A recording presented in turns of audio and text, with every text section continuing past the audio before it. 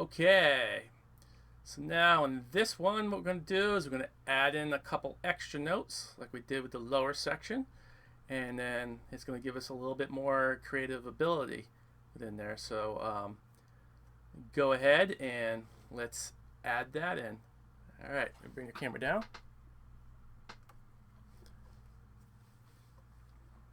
Okay, so we have this, right?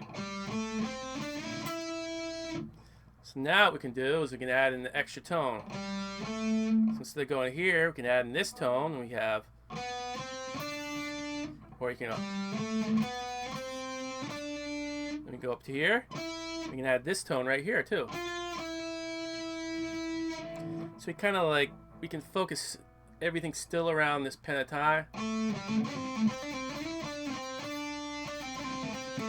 But now we have a little extra tone here we can play around with. And then over here, got this little extra tone that we can play around with. Again, these are two more tension tones. So that's what we're going to do. Just add those in. So just get to know where those are. So this corner right here, the one before that. And then this corner over here, we have the rectangle, tail. We can add in this extra tone, another tension tone. So let's jam with that, show you how that works. Here we go.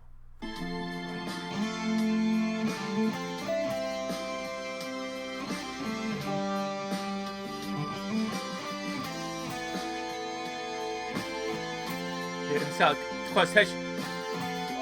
Tension. See that? Resolve.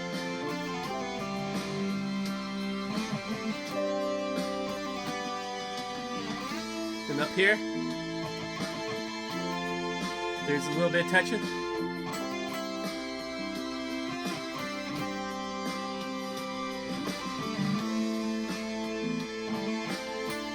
Tension tone. And they went to tension. Chord tone. Tension. Chord tone. Chord tone. See how I did?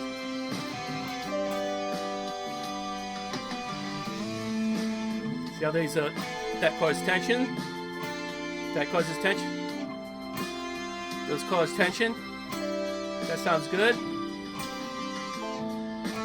Those are good solid places to go.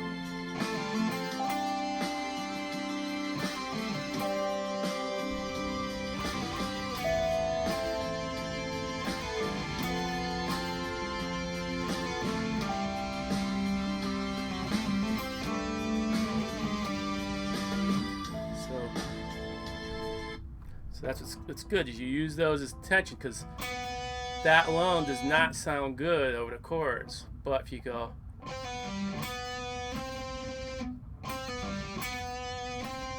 cause a little bit of tension, and then that builds up, and then resolve it.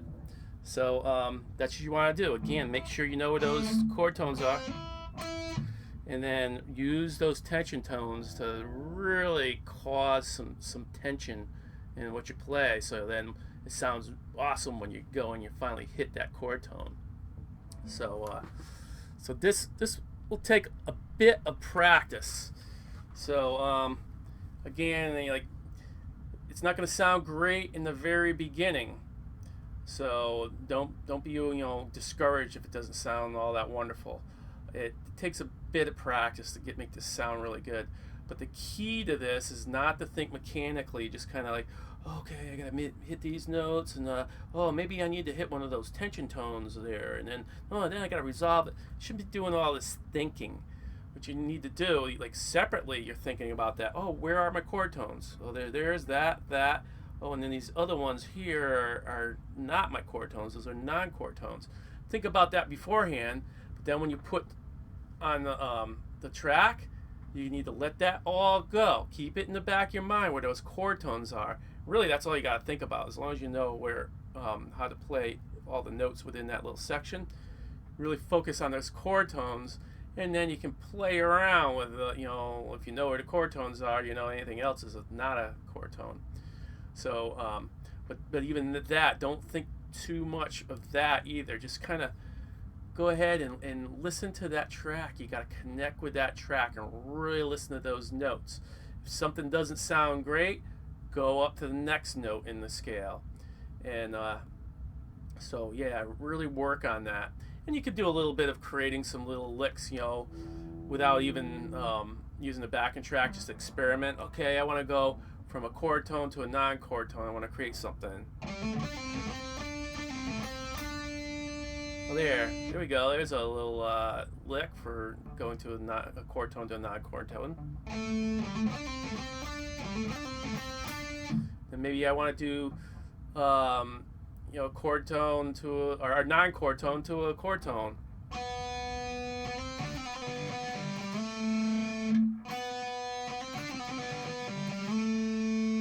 And there we go. I made a little lick with that. So you can do a little bit of that, but the real key to this is just to put on a track, and again, before you actually play along with the track, that's where you work on all the thinking part of it. Then you put on a track, and then just try to let that go and let your ear tell you exactly what to play. And the more and more you get used to where these chord tones are, you're gonna know where they are, and then you're gonna be able to gravitate towards those without doing too much thinking. And but yeah, it's all about connecting to that backing track and giving the song what it needs, not thinking about exactly, I gotta hit a chord tone, I gotta hit non-chord, don't do all this other thinking. Just kind of listen to the track and let what the music is playing underneath you dictate what you play. So yeah, that's it on that one. So put some work into that. Then when you're ready, we'll move on to the next stage. All right, we'll see you there.